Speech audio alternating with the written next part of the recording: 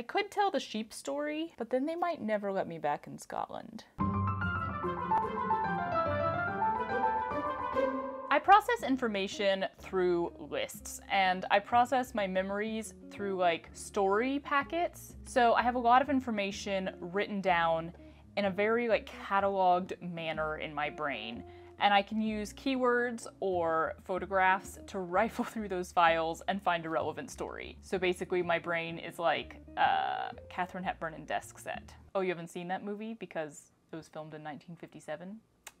Shame. But when my brain gets overloaded, I sometimes need to catalog that information outside of my skull. So I make lists of everything, things that I want to note, things that I want to remember, things that I likely will remember, and things that I will likely forget. My complete list of jobs that I've had got so long that I had to move it to like a spreadsheet the other day. One little packet of information that I've always enjoyed is the number of times I've moved and the different places that I've lived. And I think that I just personally really get a kick out of this because my entire childhood, we never moved. First 18 years of my life was in the same house, in the same town. And I was the weird kid that really wanted to move.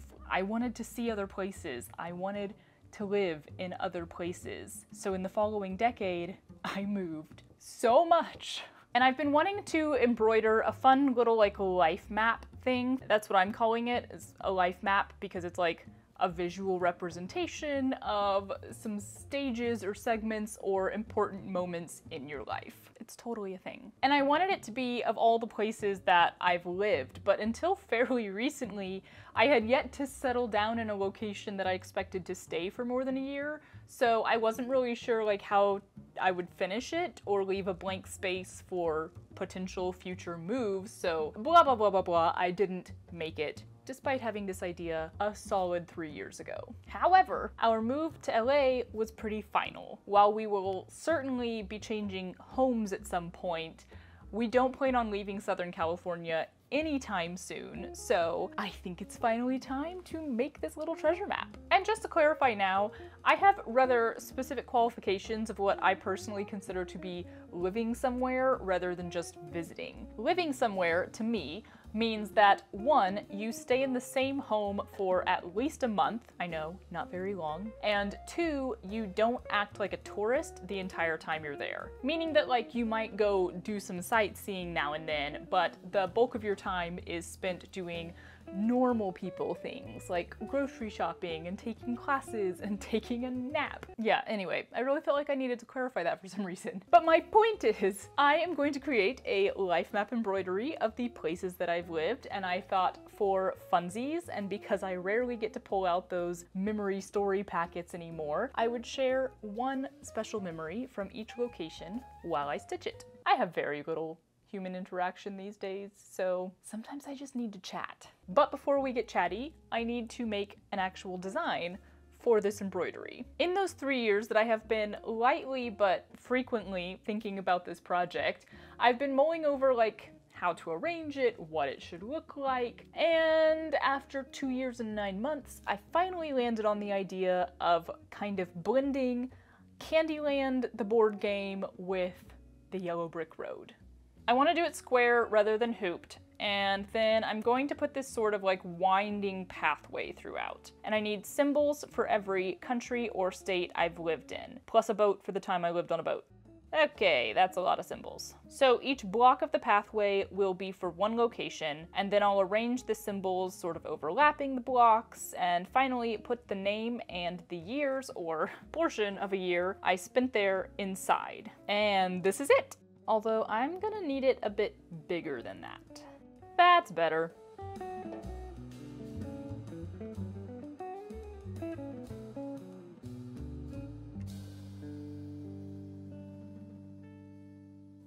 Story time! Time to find out if I can stitch and talk at the same time. I do not have high hopes. All right, so we're starting with Texas because that's where I was born and that is where I spent the first 18 years of my life. So obviously that would be like a lot of memories, 18 years worth of memories. But right away, something that came to mind was this enormous pear tree that we had in our backyard. Like, as far back as I can remember, it was huge. Eventually it started breaking in half and falling down, which is a thing that Bradford pears apparently do. But while it was still there, which was most of my childhood, every fall there would be so many leaves that fell off of that tree, and we would rake them into the giant piles and dive in them, have so much fun playing around with them. And I remember my dad worked on cars, and he used to every once in a while bring home these huge boxes that like car parts had come in, bumpers and stuff. And of course they were big enough for us to fully fit inside. So I just remember this one year that we had the combo of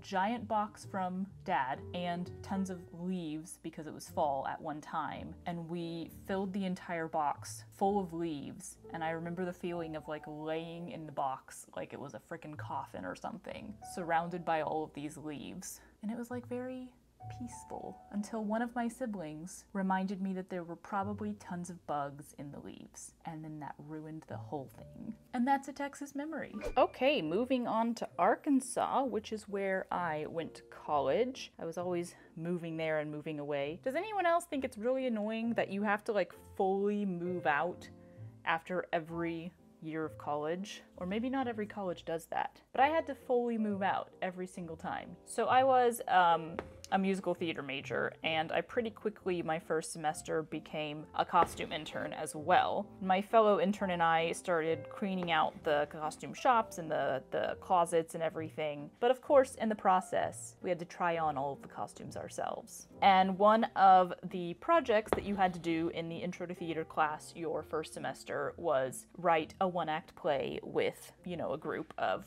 your fellow students. So my group ended up writing a play that was basically entirely based on the fun costumes that my fellow intern and I had found. So our play ended up having a nun, a showgirl, an old granny, and a bank robber in it. And it was ridiculous. Just absolutely the stupidest thing ever. But when they ended up having to perform it, because I think we like traded plays with other groups and then had to perform someone else's play, and I'm pretty sure they ended up having like all of the roles were played by guys, and it was hilarious, but just such terrible writing. If I recall correctly, the bank robber was actually disguised as a nun. Good times. Alrighty, and we are on to Florida. After one semester of college, I applied and was accepted to the Disney College program. So I packed up my bags and moved from Arkansas to Orlando, Florida to work at Disney for the first time. It would not be the last. Honestly, this was not a great time in my life. At the time that it was happening, I think mentally and emotionally, I really struggled during that 6 months. But weirdly enough, when I looked back and was like, what's a good memory? I had so many that immediately sprang to mind, and it was hard to choose one. So I guess there were good times among all of that, you know, other stuff. So I thought I'd go with the sort of very first memory I have of Magic Kingdom. I had never been to Disney World before. It was not something that our family could afford to do. And that was a big reason why I applied to work there, because I just knew that like really the only logical way that I was going to get to Disney World was by taking a job there. So I got assigned to my job in the Magic Kingdom right on Main Street, USA. The woman who gave me my job assignment was like, "Ooh, how special this is at the Plaza restaurant." And I was like, I don't know what you're talking about. I don't know what this restaurant is. And then the first thing that you do when you get a job at Disney is you go to a class called Traditions. Fun class, done it 3 times, gets a little bit more boring each time. But as part of this class, they take you into the Magic Kingdom. So literally, the first time that I stepped foot in the Magic Kingdom was in my Traditions class. And you don't go in the front, they took us in like a side gate on Main Street, USA. So I'm with this whole group of new cast members, mostly college program kids, and they open this side gate and take us in down the little side alleyway onto Main Street, USA. And there's the Cinderella Castle and everything. I honestly like got so emotional about it. I'm a very easy crier, so I'm like trying to control myself in these crowds of people and listen to what they're saying as they give us a tour, but I'm just like, it's so pretty. Ironically, because I worked at Magic Kingdom, for the next 6 months, pretty much anytime I wanted to go into the park, I would do it like right after I got off of work. So I would just, you know, change clothes, and come upstairs because there's tunnels underneath. I think that's public knowledge now. So I did not actually see the front of the Magic Kingdom with the train station and the big Mickey head and flowers. I think I had worked there like 5 months before I finally did that one day. And it was kind of all new, like walking through the actual main entrance and through the train station and everything is a whole new look at it. So it was like I got to enter Magic Kingdom for the first time twice. All right, so now it is back to Arkansas for my sophomore year of college, where I quickly discovered that apparently everyone thought I wasn't coming back. But I thought for this memory that I would go with something that is just the absolute epitome of what it was like to go to college in Arkansas. And that is that once upon a time, a friend and I went to Walmart. I'm not sure if they have these anymore because, you know, DVDs are no longer really the thing. But back then, all the way back then, they had the giant bins of $5 DVDs. And one night, for some reason, we went to Walmart and we organized it. I still don't really know why. So now we're on a fun one. The summer in between my sophomore and my junior year of college, I studied abroad in Italy. I absolutely could not afford to do so, but I did it anyway, and I absolutely do not regret it. I have a lot of really incredible memories from Italy because we managed to do a lot of stuff while we were there. But there is one that just stands out miles above the others. I was taking classes, Italian classes, while I lived there, so Monday through Friday for like 6 hours a day, we were in class learning Italian. And these students came from all over and had all different reasons for being in a class to learn Italian. And there was a lovely woman from Norway who was an opera singer, and she was, I believe at the time, engaged to an Italian opera director. And she invited me and another young lady from our class who was from Russia to go to her fiance's birthday party. And y'all, I'm not a party person. The word party kind of makes me nervous. But also there was like no way on earth I was saying no to that, because my general policy anytime I'm out of the country is to kind of go with the flow and say yes to most things. I had absolutely no idea what to expect, but I was leaning towards the idea that this was like a party, like I knew it wasn't at a club, but sort of a club style party. We were based in Florence, but we took the train out to the country, and it turns out that this was more of a family gathering style of party at his parents' house. I probably barely spoke the entire night. We sat on the terrace in the back of their house that overlooked these gorgeous mountains, and then they just started bringing out food. It was so good. There was so much food, so much wine, this incredible wine that I have never seen in America called Lambrusca, I think. Oh, it was so good. The sun was setting, and then to cap it all off, all of like their friends who were there were basically all from the opera industry, I guess you would say. And as it got dark outside and we were eating dessert, these professional opera singers began to serenade us. I'm still just kind of stunned that I experienced this, because as an incredibly unsocial person, this is not something I would have ever expected to do. Ugh. That whole trip to Italy, honestly, was a little bit life-changing.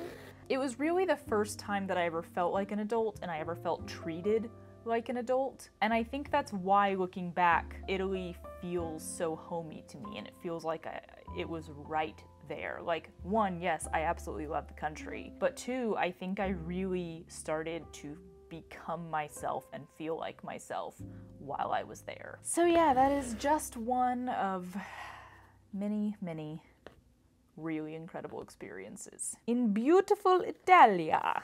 Back to Arkansas. This was the year that we learned English country line dancing. If you don't know what that is, think Jane Austen movies or Bridgerton, but not to new music covered by a violin. I still have no idea why this happened, but a woman came to our college to teach a class, just like a one-time class, in English country line dancing.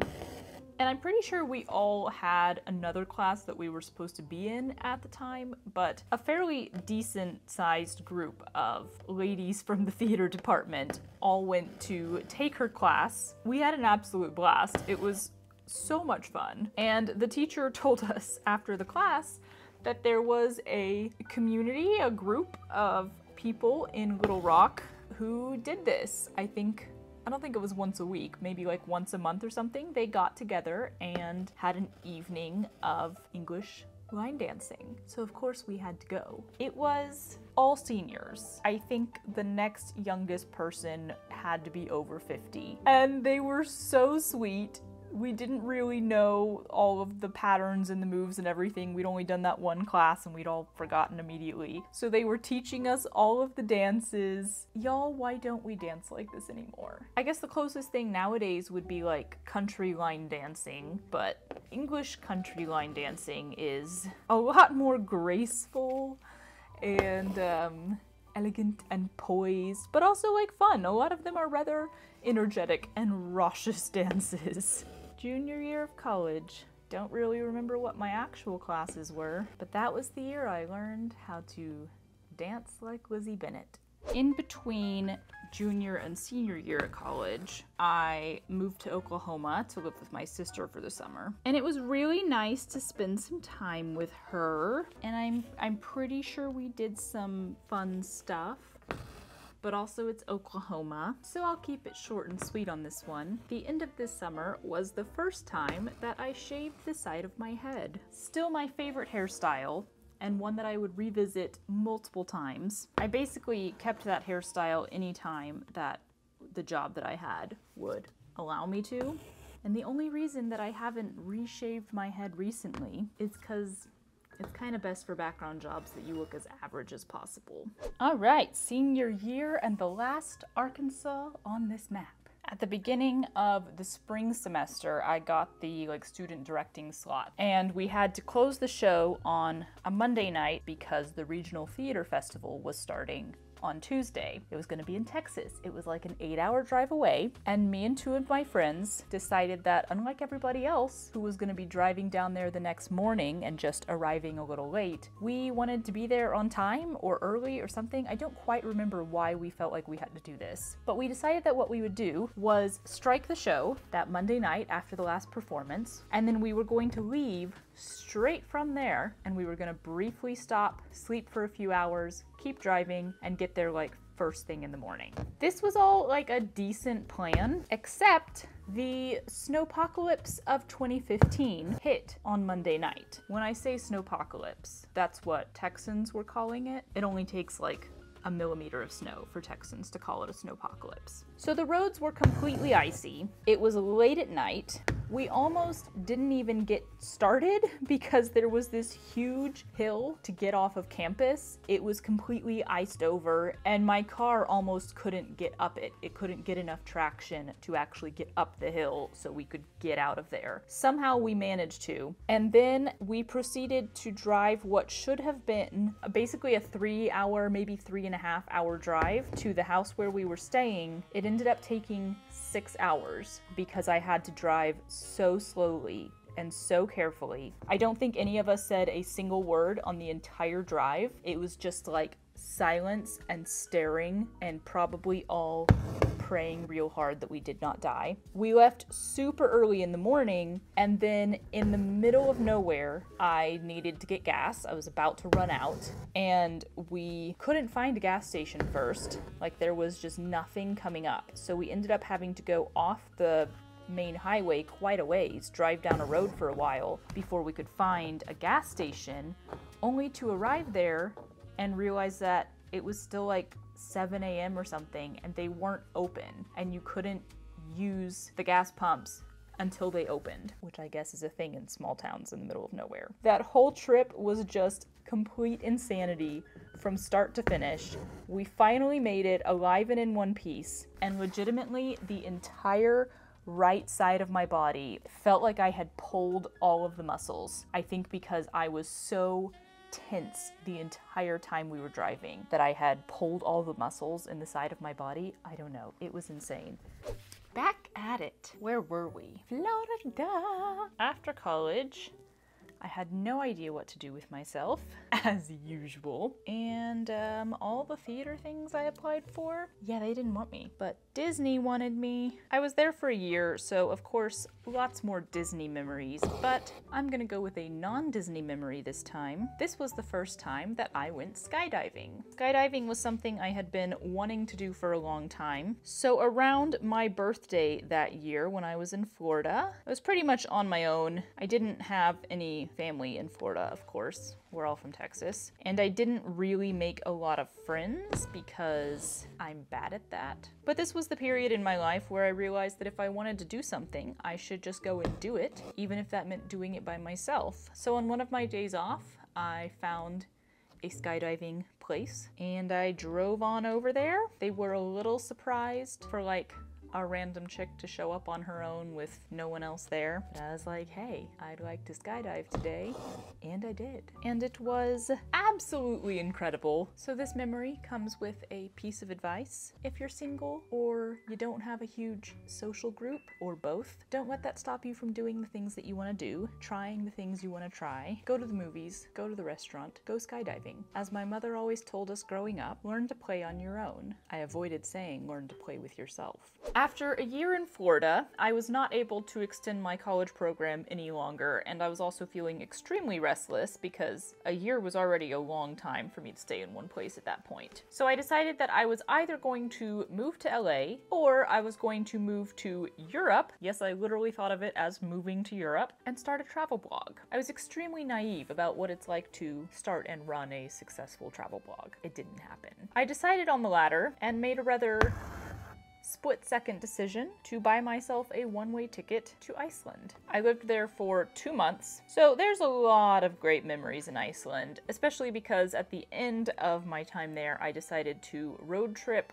around the entire island. And I had been using an app that I think is like a precursor of Waze, where like people contribute to it and mark things on it themselves. So I saw that there was a hot spring marked sort of off the main road, but there was a road leading to it at least, so I wouldn't have to hike there. Turned out that that road was gravel, and y'all, I hate driving on gravel roads. It just sounds like you're braking the car, actively braking the car. It is going to break right under you. Pieces are going to start falling off. But I also kept thinking like, oh, it's about to end. It looked like I should almost be there, and it didn't. It went on for so much longer than I expected it to. Finally, it ended at this hot springs, which themselves weren't really like super picturesque. It was literally like just a concrete white box that somebody had made and the water was filtering into it. It was so isolated in the middle of this valley. There was nothing around. And then I went to get in this water, and let me tell you, y'all, I take extremely hot showers. I can stand some hot water, and this water was so hot. I had to like slowly, starting with my feet,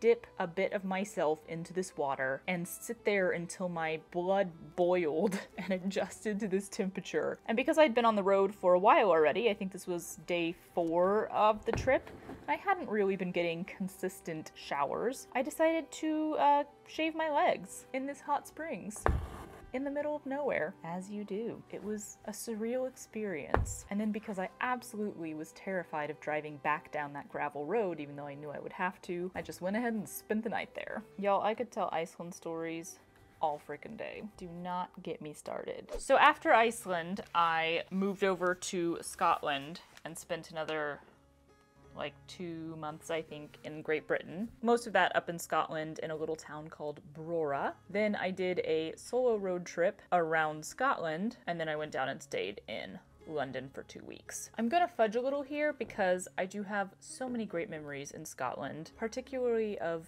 having afternoon tea in every place possible. But there's a story I absolutely adore that happened in London. So we're gonna pretend that counts. So despite the fact that I hardcore could not afford it on this trip, I did make a point to go to some nice restaurants. And in London, there's one in a very fancy hotel right over next to Buckingham Palace called the Library. So of course that got my attention. So I made a reservation. I was going to tour Buckingham Palace that afternoon, afternoon, and then I was gonna go to the library for dinner.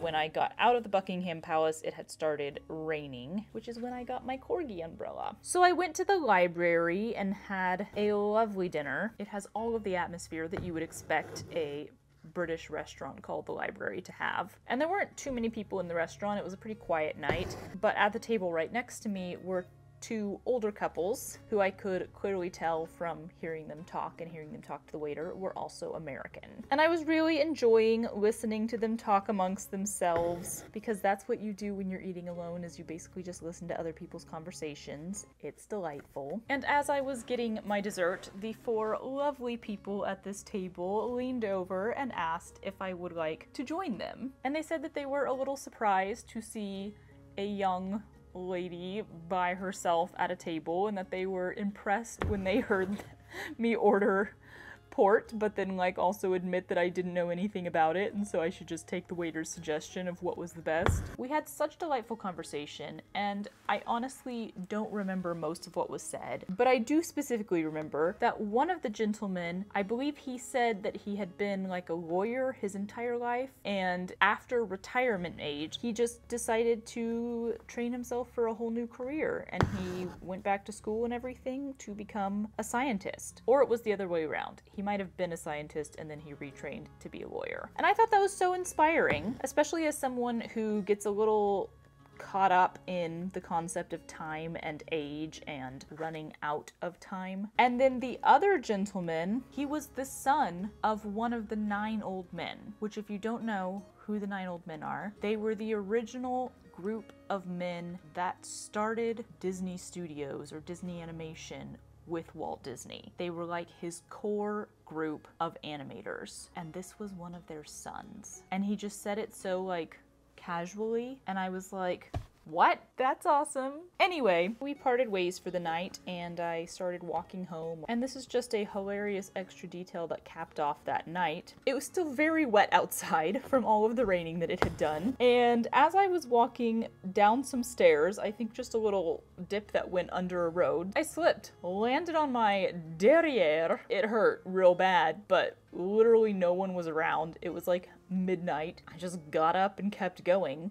Discovered the next day that I had a bruise on my butt. It was so impressive. I took a picture of it, which was difficult to do, and which of course I will not show here because it was my butt, but I wish I could because it was an incredible bruise. This big, bright purple. I was so impressed by this bruise. I don't want to get hurt, but if I got hurt, I kind of like a battle scar for it. So this one is a little different. We have the addition of a ship icon. I put the California icon because the ship was out of Long Beach, but kind of only visited Long Beach. You lived on the ship. I worked as a stage technician. I think a more common name for it would be like a backstage manager, but I wasn't allowed to have the word manager in my title because then, I don't know, I might just explode with power. And during every cruise, there is a formal night, and the employees usually have a formal version of their uniform. For technicians, that meant like a button-down shirt and a tie because it was a male-dominated position. But as the only woman on the team on this ship, I decided, nah, I was going to wear actual formal wear and just make sure that it was always black. So I went out and bought myself a pair of like wedge heels, and I literally did a run test in these because as a stage technician, you never know if there's going to be an emergency. They passed. But yeah, I became known as the stage technician who did my job in a dress and heels, and I got away with it almost until the end of my contract, which is when one of the supervisors found out and said, you're not allowed to do that. Honestly, it was fine because by that point, I was over it. My first day on this ship is also when I met Matt, who is now my husband. But I have to find my voice. It's too early in the morning. Round 3. Let's see if we can finish this today. So Oklahoma was definitely an interesting time in my life, a very important time in my life, but I didn't necessarily do much, namely because I was pregnant for 90% of the time. I feel like most of my memories in Oklahoma need a lot of backstory, so to choose something that can be a little quicker, I tried float therapy for the first time. If you don't know what float therapy is, it's basically like, you know how like if you go in the Dead Sea, there's so much salt that you will automatically float? Well, it's basically you pay to go lay in a tank full of very salty water where you automatically float. And the water is like exactly the same temperature as your body, and then it's dark, and so it's basically like a sensory deprivation thing where you kind of stop being able to use any of your senses or feel anything around you, and you very much can get into this zone of like you're floating in nothing. I honestly don't remember what all it's supposed to do for you. Really enjoyed it. Okay, I've had some coffee, so now I have more of a voice. So by the end of my time in Oklahoma, Matt and I knew that we were going to go back to ships and do another contract together. I don't think the company really cared about me, but he was in high demand, so we were able to negotiate a contract where we'd get to work as a couple. But Matt had just gotten off of a ship, so legally and mentally, he had to take a 2-month vacation. And we decided to spend that 2 months living with his family in Brazil. Matt is Brazilian, in case you didn't know. We've been back to Brazil several times since then. Meu português ainda está very, very bad. But this was really the only time that we lived there. Well, the only time I lived there. I absolutely love Brazil. The food is incredible. The weather is beautiful. The scenery is gorgeous. His family lives in this absolutely beautiful neighborhood, and some of my favorite memories from that trip are just taking walks around the neighborhood with Matt, because there were so many things that were absolutely insane to me and just completely normal life to him. First of all, the variety of edible plants that are just growing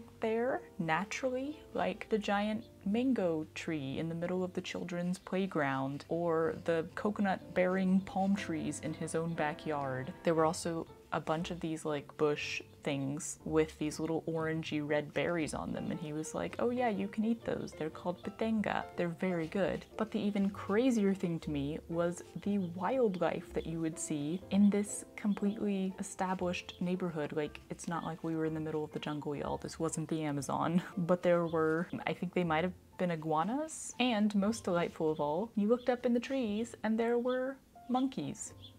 I think they might be marmosets. Like, they're a pretty small kind of monkey. And the first time we saw them, I like freaked out because I'm the type of person who sees a wild animal and instantly wants to pet it. And I was like, oh my God, there's monkeys. And Matt was like, oh yeah, these are just what we have here. Around here we have squirrels. There they have monkeys. And that just kind of blew my mind. Ah, the valor.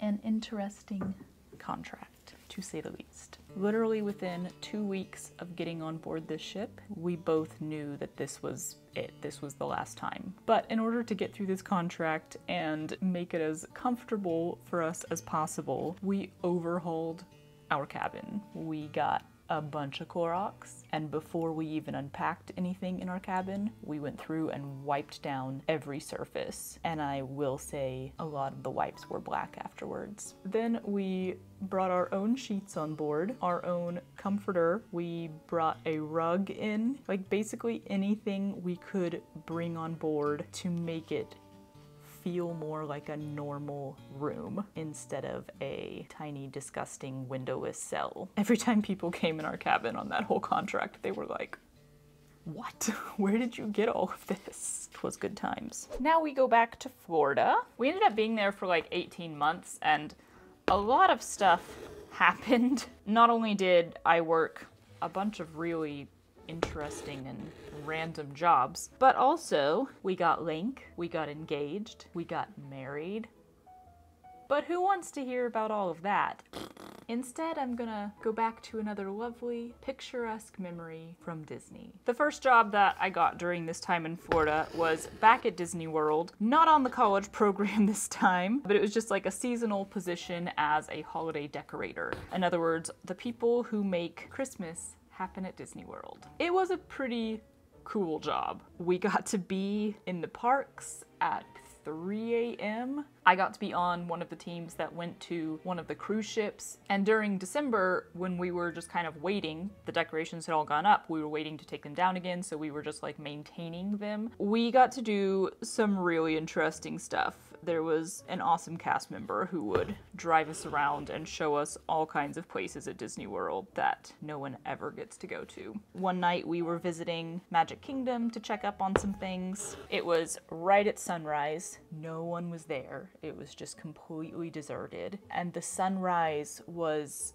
making the castle like just bright, beautiful, soft pink. It was so beautiful. I'm really glad now that I have that sort of serene, picturesque memory of Magic Kingdom. We're getting close to present day, y'all. One last stop before LA, New York City. So the choices were to move to LA or to New York. And I thought, let's go ahead and move to New York because I've always wanted to live there. We'll go there first. We'll give it a couple years, 3 to 5 maybe in New York. Then we'll move on to LA. So we packed up and drove to New York and arrived on March 17th.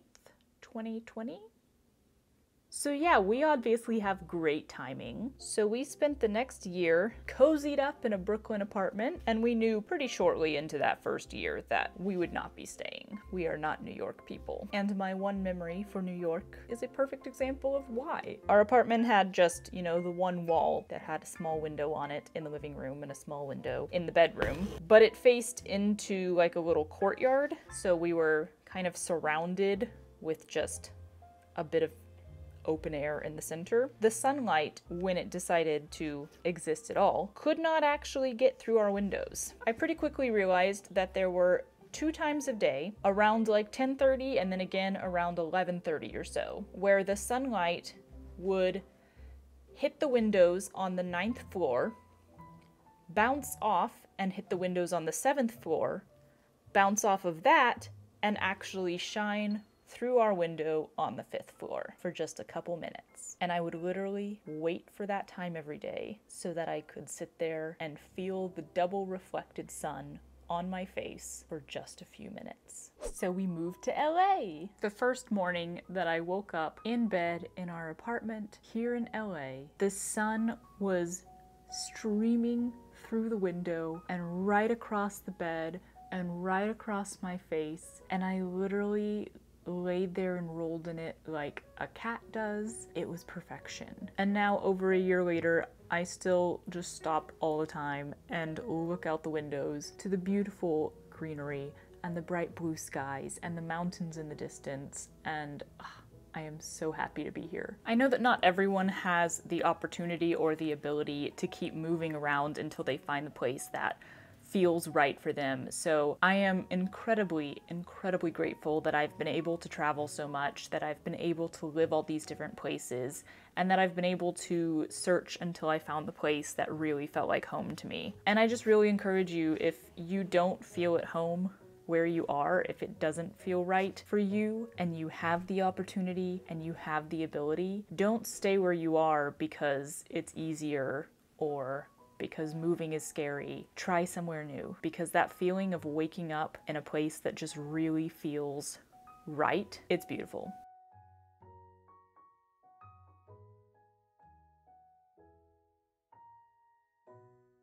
And it's all done! It's nice to finally finish a project idea that you had over 3 years ago. I just find this such a fun idea. I highly recommend it. If there's anything in your life that you'd like to celebrate or commemorate, make a life map. Whether it's the creation of your family, the places you've lived, the jobs that you've had, shows you've been in, countries you've visited. I think it's a really fun way to bring all those memories to mind every time you see it. And y'all, obviously, I really enjoy telling stories, so if you've enjoyed listening to them, let me know. I'd love to tell more stories in the future. Hummingbird. But for now, I'm gonna go find a place on the wall to put this. We don't have a lot of wall space left.